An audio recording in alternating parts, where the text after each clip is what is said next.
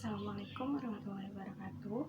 Perkenalkan, nama saya Dayanti dengan NIM 2008582 dari jurusan PGSD kelas D. Pada kesempatan kali ini, saya akan memaparkan mengenai artikel jurnal saya yang berjudul Pengaruh Penggunaan Gadget Terhadap Perkembangan Anak Usia Sekolah Dasar. Pada saat ini, hampir setiap orang memiliki gadget, dan hampir setiap hari orang-orang berhubungan dengan gadgetnya. Entah itu untuk komunikasi, urusan pekerjaan atau bisnis, mencari informasi, ataupun hanya sekedar untuk mencari hiburan. Dan pada akhir-akhir ini, sering sekali ditemukan orang tua yang memberikan gadget untuk anaknya yang masih di bawah umur seperti pada siswa sekolah dasar. Perlu diketahui bahwa perkembangan anak pada usia 6-12 tahun adalah periode ketika anak dianggap mulai bertanggung jawab atas perilaku dirinya sendiri dalam berhubungan dengan orang tua, teman sebaya, dan juga dengan orang lain yang ada di lingkungan sekitar mereka. Jika anak pada usia ini sudah dibiasakan dengan gadget, maka akan berpengaruh terhadap perkembangan anak. Bahkan yang lebih mengkhawatirkan adalah akan terjadinya gangguan pada perkembangan psikis anak. Metode penelitian yang saya gunakan di sini yaitu metode telaah kepustakaan, di mana dari itu pengumpulan data dalam penelitian ini dilakukan dengan menelaah dan mengeksplorasi beberapa jurnal dan buku yang relevan dengan penelitian.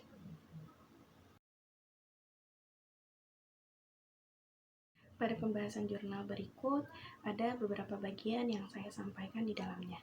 Yang pertama yaitu pengertian gadget. Gadget adalah suatu peranti atau instrumen yang memiliki tujuan dan fungsi praktis yang secara spesifik dirancang lebih canggih dibandingkan dengan teknologi yang diciptakan sebelumnya. Yang kedua ada laptop atau komputer yang biasanya digunakan oleh orang-orang yang bekerja atau mahasiswa atau mahasiswi. Adapun jenis-jenis gadget, yang pertama yaitu handphone, yang menjadi salah satu jenis gadget yang paling banyak digunakan oleh masyarakat. Berikutnya ada tablet dan iPad, yaitu semacam handphone namun memiliki ukuran yang lebih besar. Berikutnya ada kamera digital, yaitu kegunaannya untuk menangkap gambar dan video.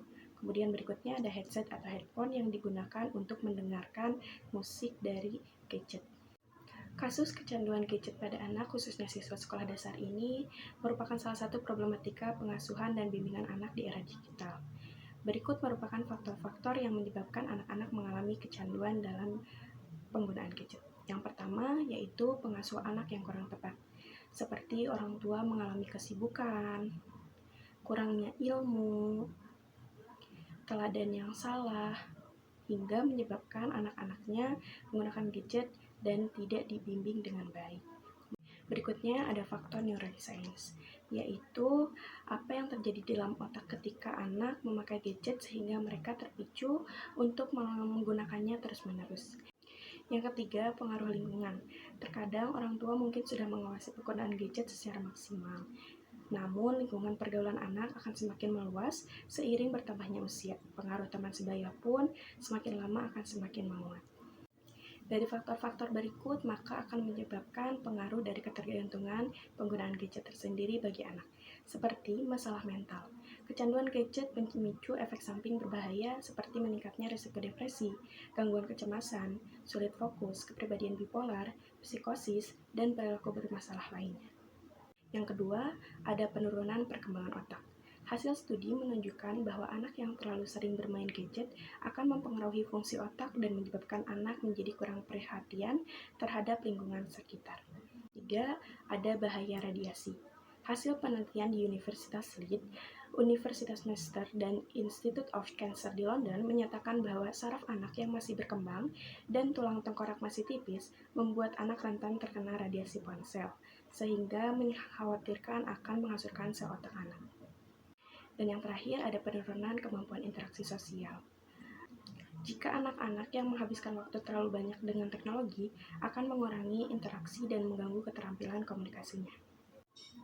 Apabila anak sudah kecanduan dengan gadget, maka orang tua dapat melakukan hal-hal seperti berikut. Memberikan jadwal penggunaan gadget, seperti memberikan penggunaannya 2 jam dalam sehari. Yang kedua, jangan sepenuhnya memberikan akses pada anak. Orang tua bisa membatasi dan memberikan akses pada anak sepenuhnya, Tunggulah sampai ia meminta, jangan langsung memberikan jika ia belum meminta. Dan ketika waktunya sudah habis, maka orang tua harus bisa membawa kembali atau mengambil kembali gadget tersebut agar anak tidak terus-terusan menggunakannya. Tetapkan wilayah penggunaan tanpa gadget, seperti ketika sedang makan atau ketika ada tamu, anak tidak dibiarkan untuk menggunakan gadgetnya. Selanjutnya, orang tua pun harus memberikan pengarahan bahaya penggunaan gadget berlebih. Jelaskan apa saja yang akan terjadi pada dirinya jika dia terus kecanduan akan gadgetnya. Dan yang terakhir, berikan contoh yang baik pada anak-anak. Umumnya, anak-anak akan menirukan orang tuanya, sehingga berilah contoh yang terbaik bagi anak-anak.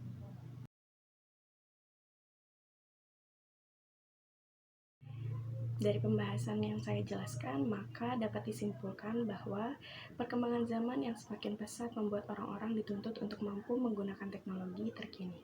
Apalagi karena adanya pandemi membuat orang tua menjadikan gadget sebagai jalan akhir untuk mempermudah akses anak-anaknya dalam menuntut ilmu. Namun, seringkali kita jumpai bahwa penggunaan gadget saat ini malah menyimpang dari seharusnya dan membuat banyak anak menjadi kecanduan akan gadgetnya.